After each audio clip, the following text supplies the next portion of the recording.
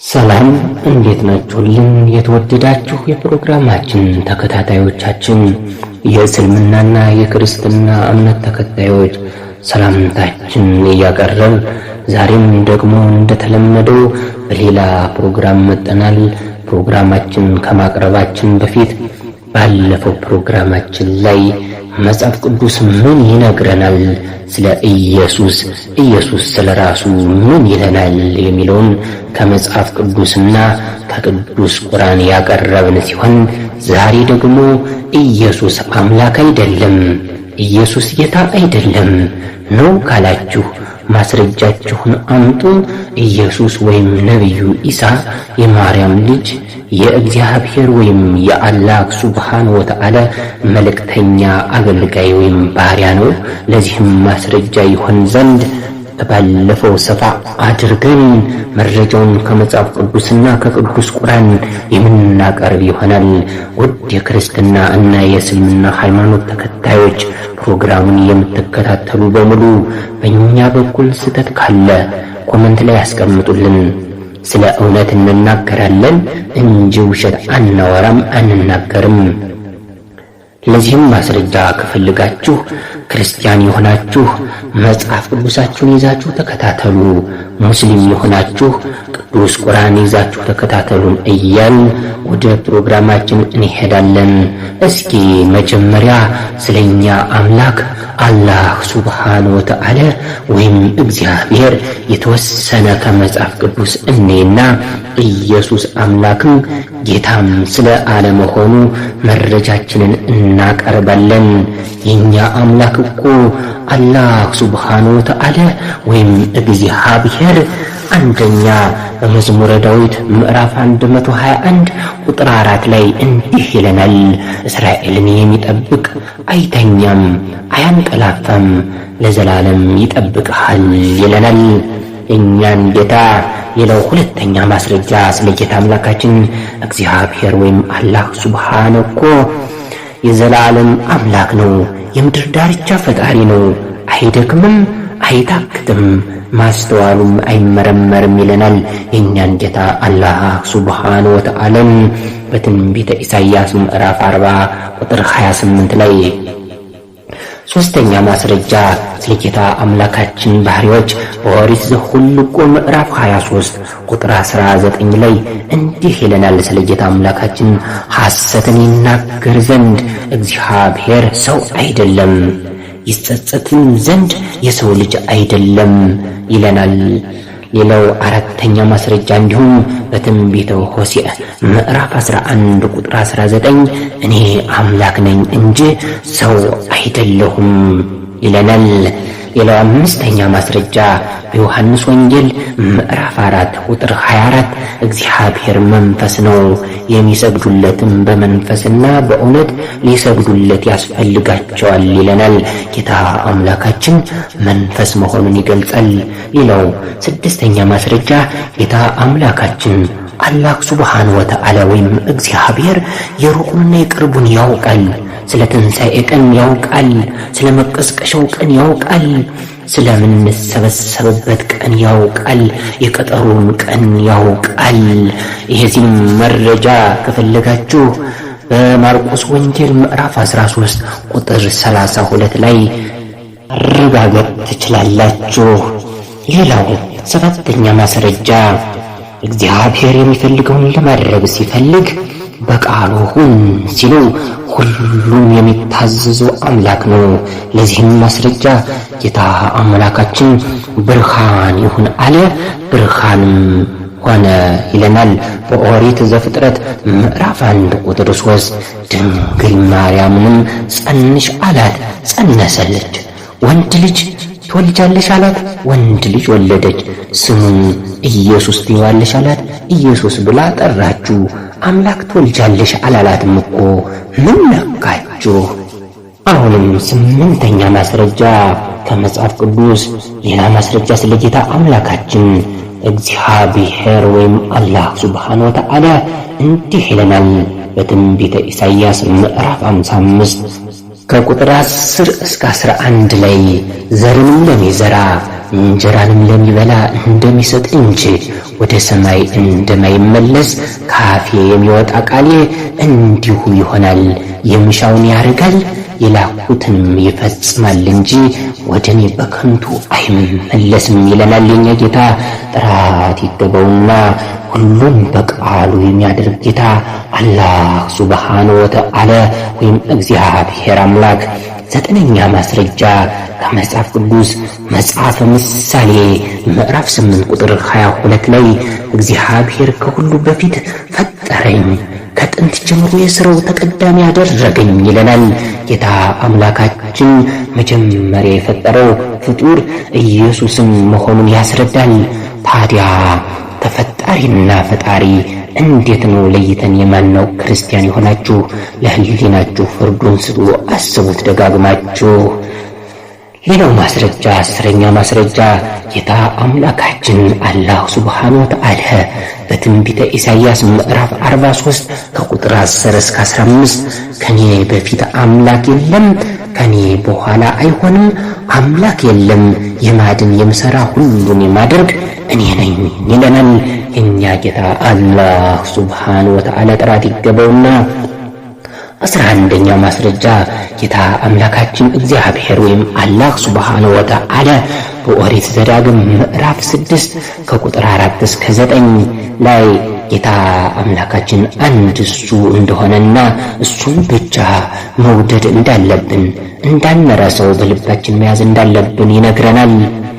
ሌላው 12ኛው ማስረጃ ጌታ አምላካችን እግዚአብሔር ወይም አላህ ሱብሓነሁ ወተዓላ በኦሪት ዘዳግም ምዕራፍ 5 ቁጥር 10 ላይ እንዲህ ይለናል፣ አምላካችን እሱ ብቻ መሆኑን ከሱ በቀር ሌላ አምላክ አለመኖሩን ከሱ ውጭ ሌላ አማልክት መያዝ እንደሌለብን በላይ ከሰማይ ካሉት መላእክቶችን ጨምሮ በታች ከምድር ካሉት ፍጥረቶች በሙሉ እንዲሁም በውሃውና በውሃው ውስጥ ካሉት ሁሉ ከሱ ውጭ እንዳናመልካቸው በማንኛውም በምስል በተቀረጸው ሁሉ እንዳናመልክ እንዳንሰግድላቸው ማስጠንቀቂያ ይሰጣል ለሰው ልጆች። ታዲያ ክርስቲያኖች ምን ነካችሁ? ጻድቃንን ፈጣሪ የባረካቸውን ሰዎች ታመልካላችሁ፣ ቅዱሳንን ታመልካላችሁ፣ መላእክትን ታመልካላችሁ፣ ነቢያቶችን ታመልካላችሁ። በተቀረጹ ምስል በየቤታችሁ አድርጋችሁ ትማጸናላችሁ። ጭራሽ እሱ ሳይበቃ ኢየሱስን አምላክ አደረጋችሁት። ለምን? ለሕሊናችሁ ፍርዱን እተዋለሁ። ጌታ አምላካችሁን እግዚአብሔርን አትፈሩምን? ከፈራችሁስ መጽሐፍ ቅዱሱን ብታነቡ እና ወደ እውነቱ ብትመለሱ ምን አለ?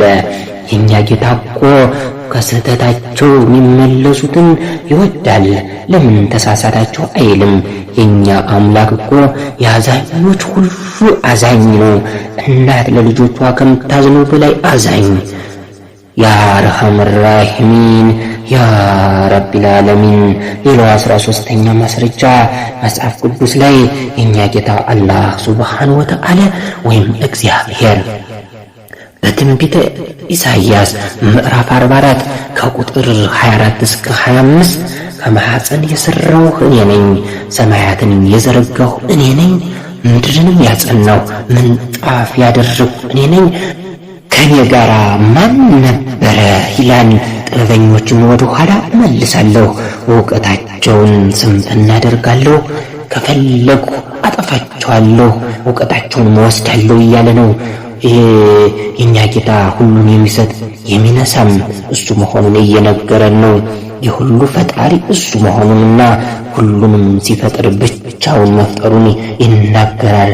ጥራት ይገባውና የኛ ጌታ ሁሉን የፈጠረ አምላክ፣ ሰማይን ያለ ምሰሶ ያቆመ ጌታ፣ ምድርን ያለ ካስማ ያጠና ምንጣፍ ያደረገልን ጌታ፣ በሰማያትና በምድር ሁሉ ያለውን ፍጡር ሁሉ የፈጠረ አምላክ፣ የሚታየውን የማይታየውን ክብር ምስጋና ለሱ ይገባው፣ ጥራት ይገባው። ሌላው 14ኛ መረጃ የአርሐመር ራሒሚን በትንቢተ ኢሳይያስ ምዕራፍ 45 ከቁጥር 21 እስከ 23 እንዲህ ይለናል።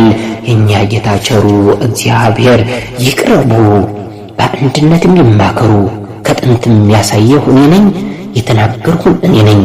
እኔም እግዚአብሔር ነኝ፣ ከኔ በቀር ሌላ አምላክ የለም።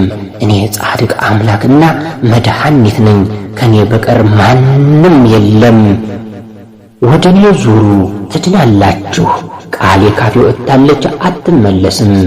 ጉልበት ሁሉ ለእኔ ይንበረከካል ይለናል የእኛ ጌታ። ሁሉ የሚንበረከክለት ጌታ፣ በቃሉም ሁሉን የሚያደርግ አምላክ፣ ቃሉ ያዘዘውን የሚፈጽምለት ጌታ፣ በከንቱ የተናገረው ቃል የማይመለስ መሆኑን እና የሚፈልገውን ነገር ሲኖር ይህንን አድርግ ብሎ ባዘዘው ጊዜ ትእዛዙን ይፈጽምለታል። ያ ረሐመን ራሒም ጥራት ይገባውና። እንዲሁም 15ኛ ማስረጃ ከመጽሐፍ ቅዱስ ስለ ጌታ አምላካችን እንዲሁም በአንደኛ ጢሞቴዎስ ምዕራፍ 6 ቁጥር 16 ላይ እንዲህ ይለናል መጽሐፍ ቅዱስ ስለ ጌታ አምላካችን እግዚአብሔር ወይም አላህ ሱብሓነሁ ወተዓላ የተባረከውና ብቻውን ገዢ የሆነው የነገሥታት ንጉሥ የጌቶች ጌታ እግዚአብሔር በራሱ ጊዜ የሚያሳየው ነው። እርሱ ብቻ የማይሞት ነው። እርሱን ያየ ማንም የለም። ሊቀርብ በማይችል ብርሃን ውስጥ ይኖራል፣ ሊያየውም የሚችል የለም ይለናል ስለ ጌታ አምላካችን አላህ ሱብሓነሁ ወተዓላ። እንዲሁም በአንደኛ ጢሞቴዎስ ምዕራፍ 1 ቁጥር 17 ላይ ጌታ አምላክ እንደማይሞት ተጠቅሷል፣ እንደማይታይ ተጠቅሷል። መጽሐፋችሁን ማየት ትችላላችሁ። ውድ የክርስትና እምነት ተከታዮቻችን በሙሉ እናትና አባቶቻችን፣ እህትና ወንድሞቻችን እስካሁን ከላይ በዝርዝር ያቀረብንላችሁ ማስረጃ ስለ ጌታ አምላካችን እግዚአብሔር ወይም አላህ ሱብሓነሁ ወተዓላ የሁሉም ጌታ የሁሉም አምላክ ስለሆነው ሁሉም ስለፈጠረው ጌታ ሲሆን ከዚህ ቀጥሎ ደግሞ ስለ ኢየሱስ ወይም ነቢዩ ኢሳ በዝርዝር እናቀርባለን። ይህንን የምናደርገው ኢየሱስን እና ጌታ አምላካችሁን በትክክል ታውቁ ዘንድ እና ያላቸውን ልዩነት እንድታመዛዝኑ ነው።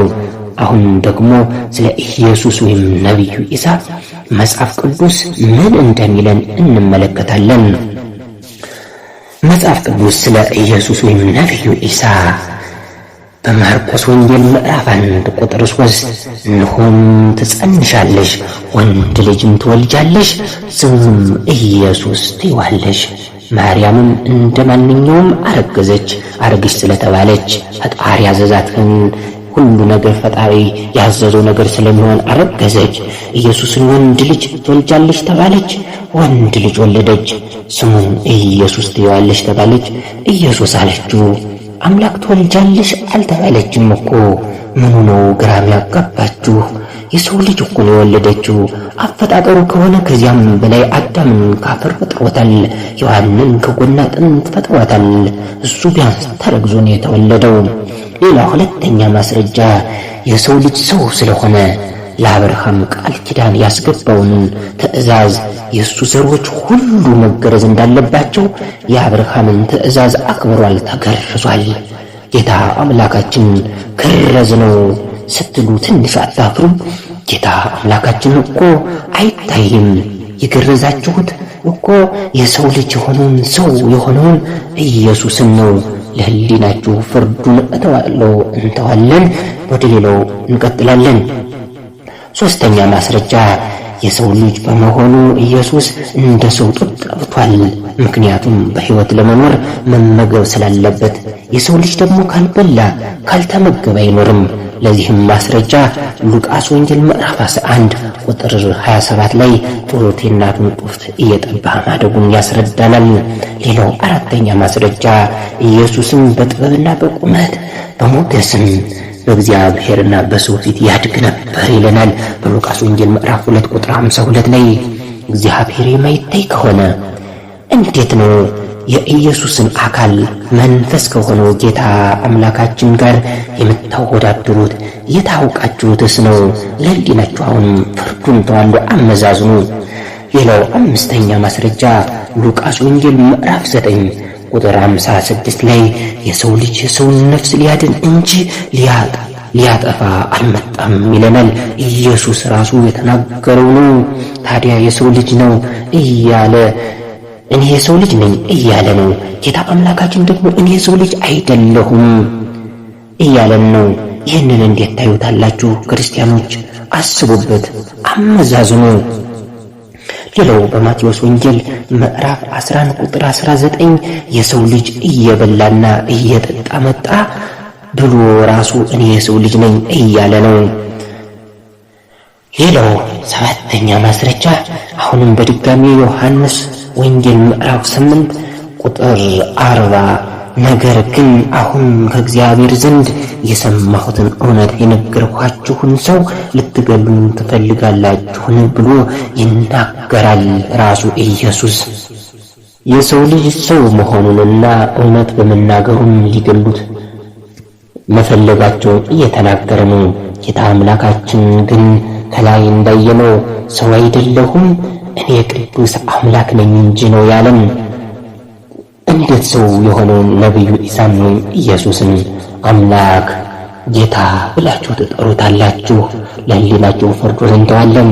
ሌላው ስምንተኛ ማስረጃ ኢየሱስ ከዲያብሎስ ሲፈተን ዘንድ በመንፈስ ወደ ምድረ በዳ ተወሰደ።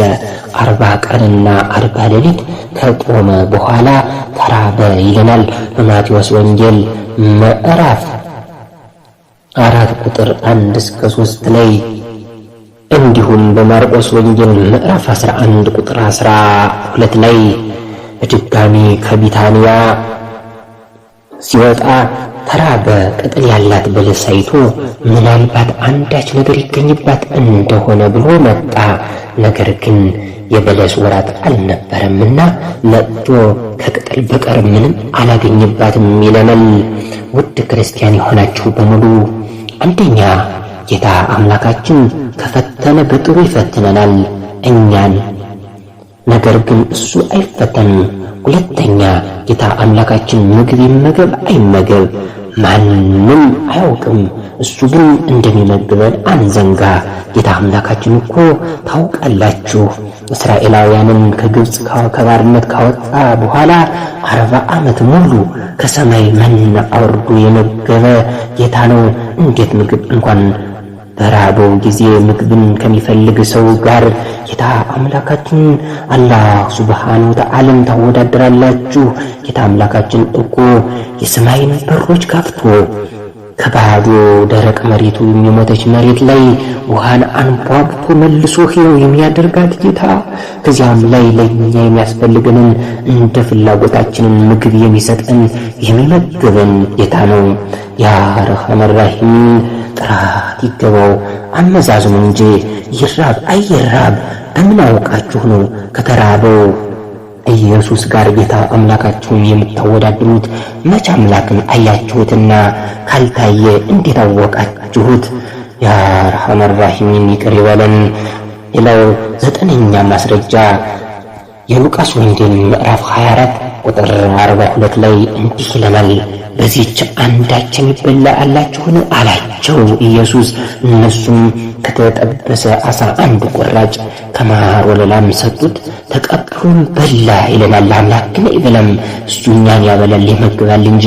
አምላክ ምግብን ይመገብ አይመገብ በምን አወቃችሁት? ማንስ አይቶት ነው ሲመገብ? ኢየሱስ ሰው ስለሆነ ይርበዋል፣ ከራበው ይመገባል። ጌታ አምላክ ግን ሁሉን የሚመግብ ጌታ እንጂ እሱ ይመገብ አይመገብ በምን አወቃችሁ? ስለዚህ ኢየሱስ ሰው እንጂ ጌታ አይደለም፣ አምላክ አይደለም፣ የአላህ የተከበረ መልእክተኛ እንጂ። ሌላው ማስረጃ ኢየሱስ በማርቆስ ወንጌል ምዕራፍ 4 ቁጥር 38 ላይ እርሱም በስተኋላ ትራስ ተንተርሶ ተኝቶ ነበር። አንቅተውም ወይም ቀስቅሰው መምህር ሆይ ስንጠፋ ይገድህምን አሉት ይላል። ታዲያ ኢየሱስ ሰው ስለሆነ ይተኛል፣ ይደክመዋል፣ ያንቀላፋል። የእኛ ጌታ ግን ከላይ እንዳየነው አያንቀላፋም ነው የሚለን። እስራኤልን የሚጠብቅ እግዚአብሔር ወይም አላህ ሱብሓነሁ ወተዓላ ለዘላለም አያንቀላፋም ነው የሚለው። ተው እንጂ ጌታ አምላካችን ከሰው ጋር አታወዳድሩት። ሌላው 11ኛ ማስረጃ ኢየሱስ ድሃ ነበር፣ ሀብት አልነበረውም። በማቴዎስ ወንጌል ምዕራፍ 8 ቁጥር 20 ላይ እንደተጠቀሰው ኢየሱስም እንዲህ አለው፣ ለቀበሮች ጉድጓድ፣ ለሰማይም ወፎች መስሪያ አላቸው፣ ለሰው ልጅ ግን ራሱን የሚያስጠጋበት የለውም አለው። ታዲያ ሁሉም የእሱ የሆነውን ጌታ አምላካችን ሁሉ በእጁ የሆነውን ጌታችን ሁሉን የፈጠረውን አምላክ እንዴት ብናስብ ነው ከኢየሱስ ጋር ምናመሳስለው ምናወዳድረው? ሌላው 12ኛ ማስረጃ ኢየሱስ በማቴዎስ ወንጌል ምዕራፍ 17 ቁጥር 24 እስከ 25 ላይ ግብር እንደሚገብር ይናገራል። ጌታ አምላካችን ግን በሰማይም በምድርም ያለው ሁሉ የእሱ ነው። የምድሩን ሀብት ንብረት ሁሉንም እሱ እኮ ነው የሰጠን። ኢየሱስ አምላክ ነው ብላችሁ የምታስቡ ከሆነ እንዴት ነው ግብር የሚገብር? የሰው ልጅ በሙሉ ለኢየሱስ ነበር እንጂ ግብር መገበር ያለበት እንደናንተ አስተሳሰብ ቢሆን ኑሮ። ምክንያቱም ጌታ አምላካችን እኮ የምንመገበውን የሰጠን እሱ፣ የምንጠጣውን ውሃ የሰጠን እሱ፣ የምንተነፍሰውን አየር የሰጠን እሱ፣ የምንረገጥባትን መሬት ምንጣፍ ያደረገልን እሱ፣ የፈጠረን እሱ። ታዲያ በምን ስሌት ነው ጌታችን ለሰው ልጆች ክብር የሚገብረው?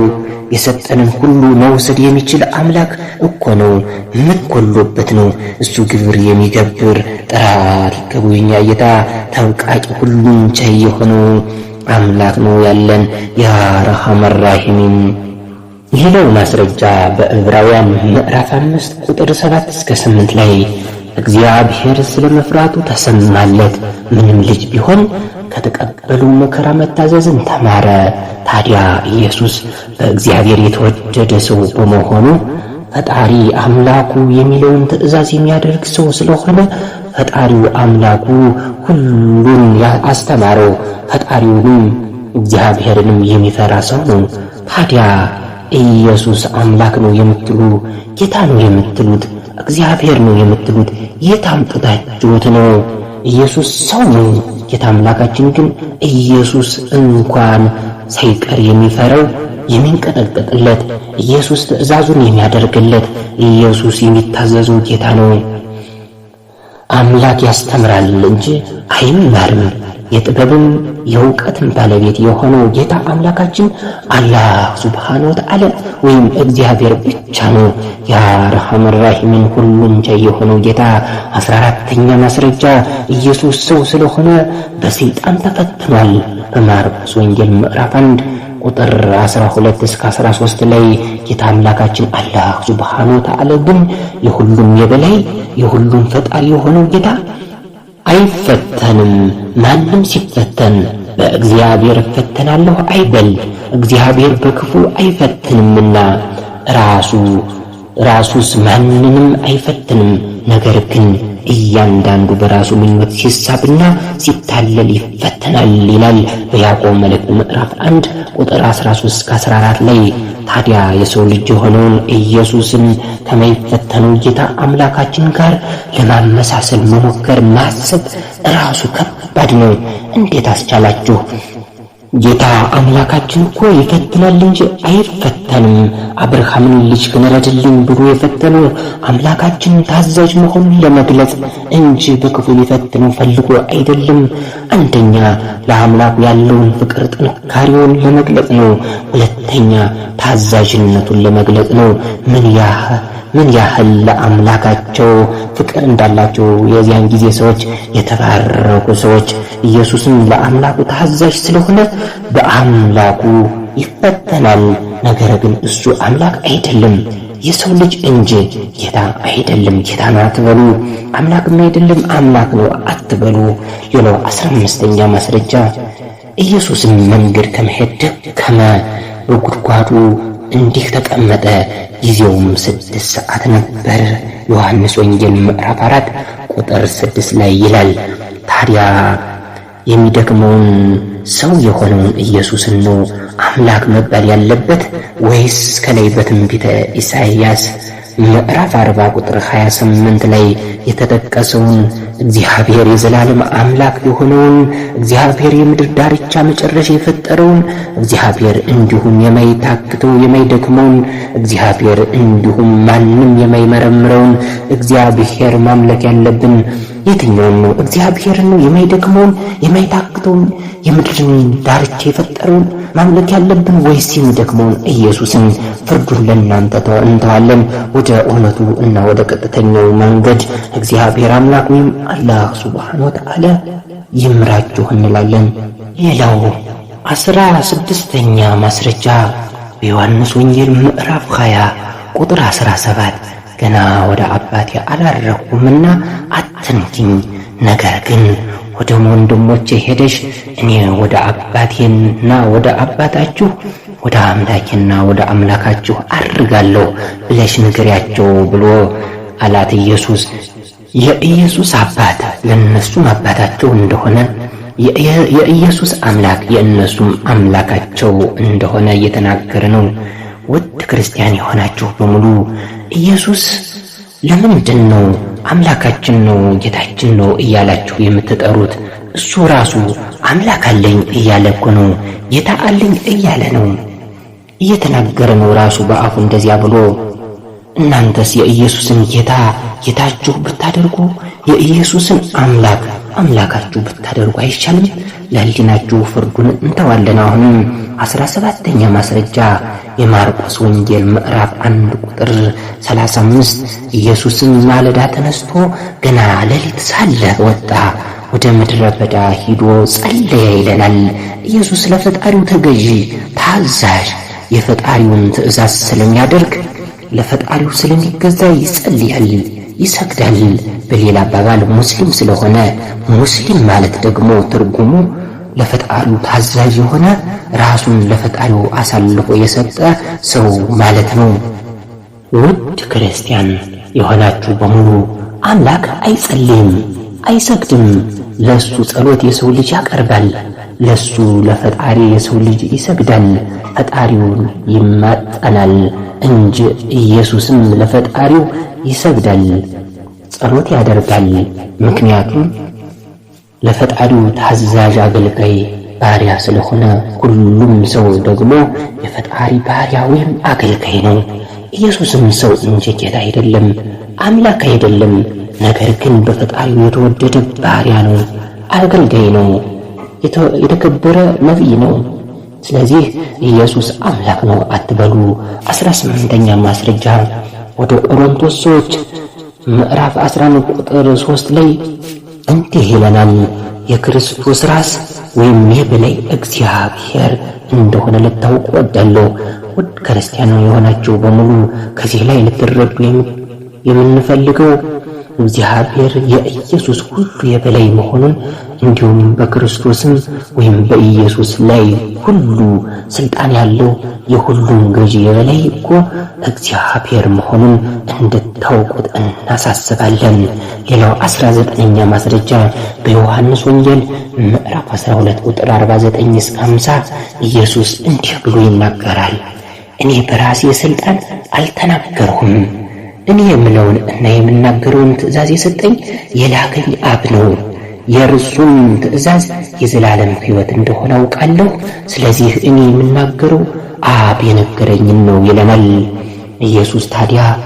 ኢየሱስ ታዛዥ ከሆነ የሚናገረውን ቃል እንኳን ሳይቀር ፈጣሪው እንደዚህ በል ብሎ የነገረውን የሚናገር ከሆነ እሱም መልእክት አድራሽ ከሆነ ኢየሱስ መልእክተኛ ወይም ነቢይ መሆኑን እንዴት መረዳት ያቅታል?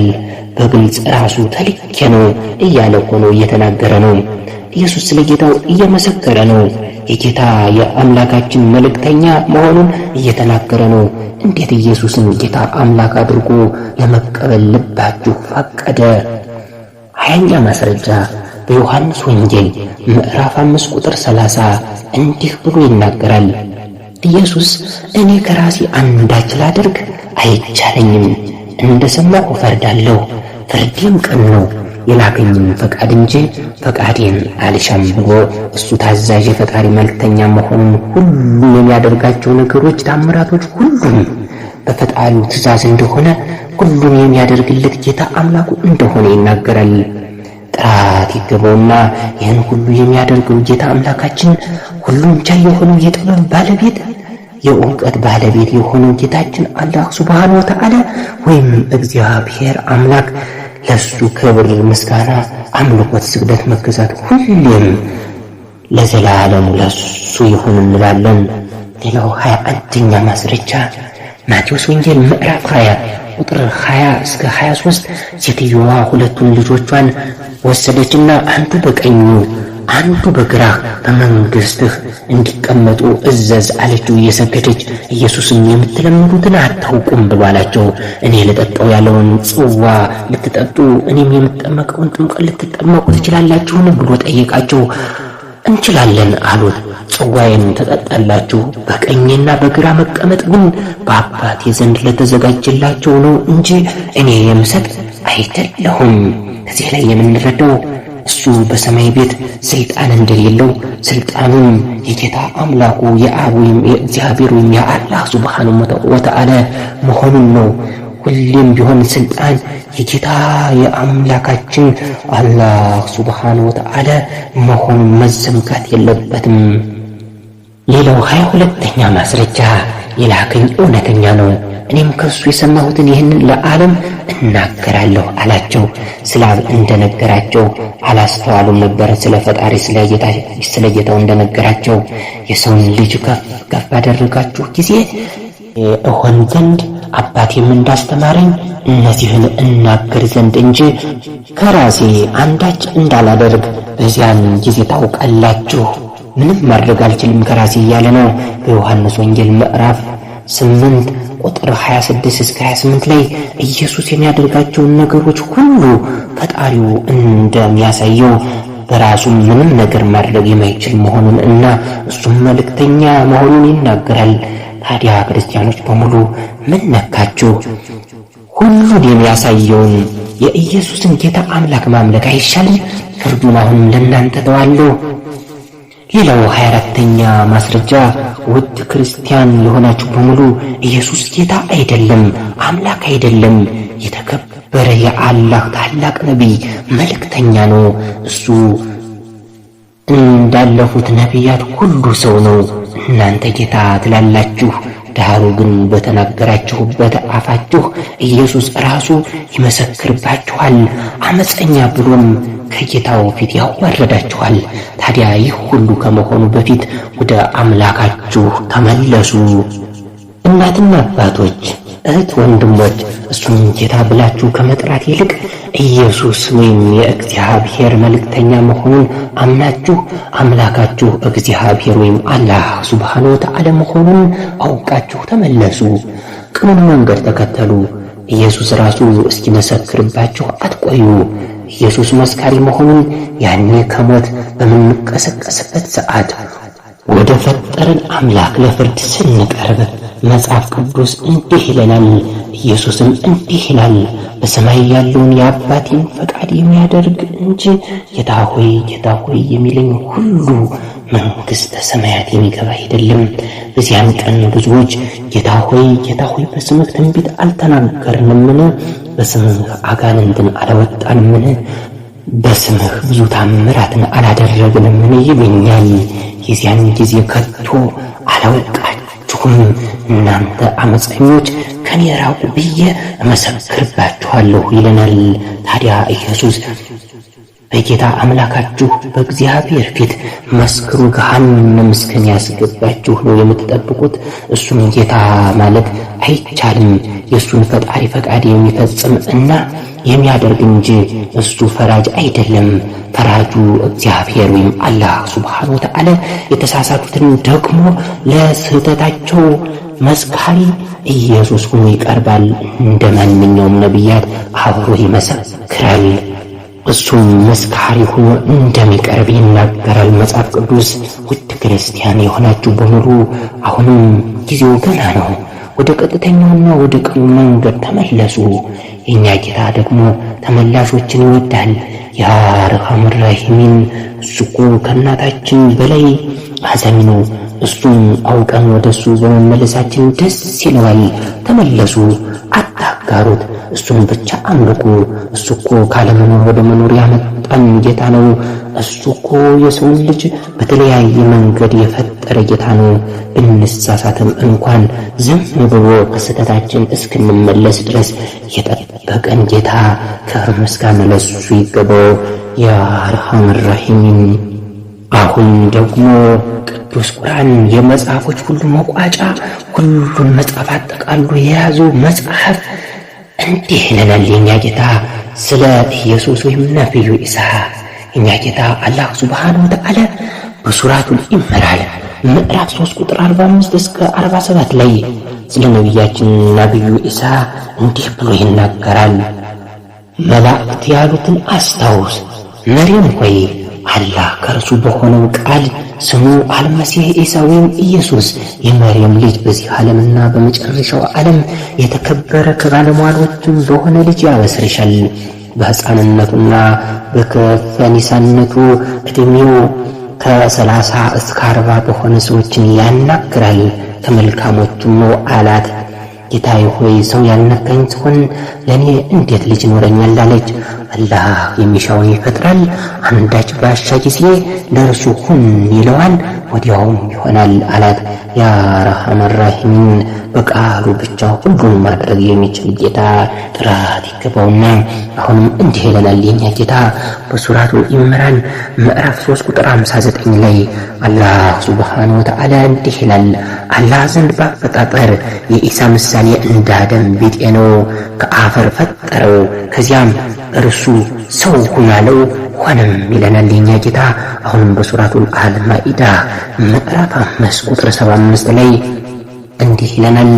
የመርየም ልጅ አልመሲህ ኢሳ ወይም ኢየሱስ ከበፊቱ መልእክተኞች በርግጥ ያለፉ የሆነ መልእክተኛ እንጂ ሌላ አይደለም ይለናል የኛ ጌታ ሁሉንም አዋቂው ጌታ ያ አርሐመ ራሒም። እንዲሁም በሱራቱል አልዙኽሩፍ ምዕራፍ 43 ቁጥር 59 ላይ በእርሱ ላይ የለገስንለት ለእስራኤልም ልጆች ታምር ያደረግነው የሆነ ባሪያ እንጂ ሌላ አይደለም ነቢዩ ኢሳ ወይም ኢየሱስ በመጽሐፍ ቅዱስም በቅዱስ ቁርአንም ለእስራኤል የተላከ መልእክተኛ የአላህ ባሪያ ነቢይ እንጂ አምላክ አይደለም፣ ጌታ አይደለም። ግን የተከበረ የአምላካችን አላህ ሱብሓነሁ ወተዓላ መልእክተኛ ነው። እንዲህ ይለናል የኛ ጌታ በሱራቱል አልዛሪያት ምዕራፍ 51 ቁጥር 56 እስከ 58 ላይ ጋኔንንም ሰይጣንንም ሰውንም ሊገዙኝ እንጂ ለሌላ አልፈጠርኋቸውም። ከነሱ ምንም ሲሳይ አልፈልግም፣ ሊመግቡኝም አልሻም። አላህ እርሱ ሲሳይን ሰጪ የብርቱ ኃይል ባለቤት ነው።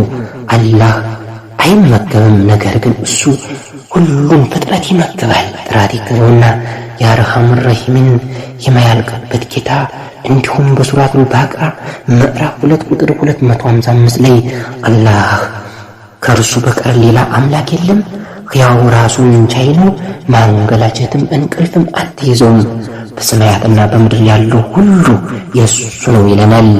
እውነት ብሏል ቅዱስ ቁርአን፣ እውነቱን ይናገራል ቅዱስ ቁርአን የተባረከ መጽሐፍ። የእኛ ጌታ ስንቱን ቻለን፣ ይመግበናል፣ ያጠጣናል፣ ያለብሰናል። ምን ያላደረገልን አለ? የእኛ ጌታ የአርሐመ ራሒሚን እሱ ከሰጠን ሌላ ምን አለን ነውና ያ አርሐመ ራሒሚን። የኛ ጌታ እኮ ከፈለገ መሬትን ሲሳይሽን አትልግሽ ቢላት ትታዘዛለች። ያኔ የሰው ልጅ ያበቃለታል። የኛ ጌታ እኮ ውሃውን ድረቅ ቢለው ይደርቃል። ያኔ እኛ ያበቃልናል።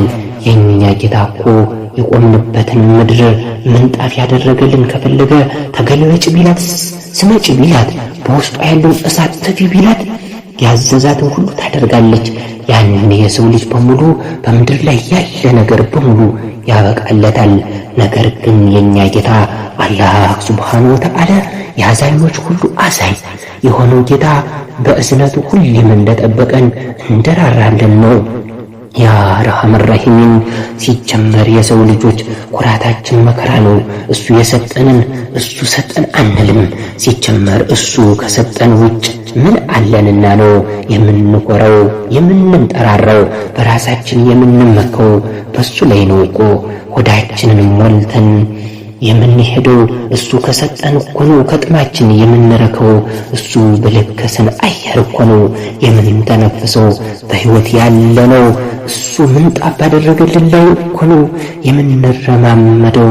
ያ አርሐመር ራሒሚን እኮ የእኛ ጌታ እሱን የፈጠረንን መገዛት እያለብን ስንተወው እንኳን ከስተታችን እስክንመለስ ይጠብቀናል። በእዝነቱ ደግፎ የያዘን ጌታ ጥራት ይገባውና እንዲሁም የኛ ጌታ በሱራቱል አልፋጢር ምዕራፍ 35 ቁጥር 15 ላይ እንዲህ ይለናል። የኛ ጌታ ምንም ነገር እንደሌለን ሲገልጽ እናንተ ሰዎች ሆይ እናንተ ሁልጊዜ ወደ አላህ ከጃዮች ናችሁ፣ ለማኞች ናችሁ። አላህም እሱ ተብቃቂው ምስጉኑ ነው። እውነት ነው። እሱ የሁሉም ጌታ የሁሉም ፈጣሪ ሁሉንም የሚመግብ ሁሉም የሱ የሆነ ጌታ ጥራት ይገባው የኛ ጌታ። ያ ረሐመን ረሂም ያ ረቢል ዓለሚን። ውድ ክርስቲያን የሆናችሁ በሙሉ እናትና አባቶች፣ እህት ወንድሞች በሙሉ እስኪ መጽሐፉን አንብቡ። ወደ ጌታ አምላካችሁ ተመለሱ። እውነቱን እወቁ። ጌታ አምላካችሁን ሽርክ አትስሩበት፣ አታጋሩት። እሱ እኮ ነው ያ ሰማያትና ምድርን እንዲሁም በእነሱ ውስጥ ያለውን ሁሉ የፈጠረ ጌታ። እሱ እኮ ነው በራበን ጊዜ ያበላን። እሱ እኮ ነው በጠማኝ ጊዜ ያጠጣን። እሱ እኮ ነው በጨነቀን ጊዜ ደረሰልን። እሱ እኮ ነው በደከመን ጊዜ ለድካማችን እረፍት ያደረግልን። ከዚያም ለተወሰነ ሰዓት ነፍሳችንን ይወስዳት እና መልሶ ነፍስ የሚዘራብን እና ከእንቅልፋችን የሚያነቃን ከዚያም ድካማችን ጣፍቶ የምንነሳው ያ ረሐመን ረሂምን እኮ ወደ እሱ የሚመለሱትን ይወዳል። ተመለሱ። ጌታ አምላካችን ወደ እውነቱ መንገድ ይምራችሁ። ቀጣይ በሌላ ፕሮግራም እስከምንገናኝ ሰላም ሁኑልን። ሰላም እያልን እንሰናበታለን። ሰላም ሁኑልን። ሰላም። አሰላሙ አለይኩም ወረህመቱላሂ ወበረካቱሁ።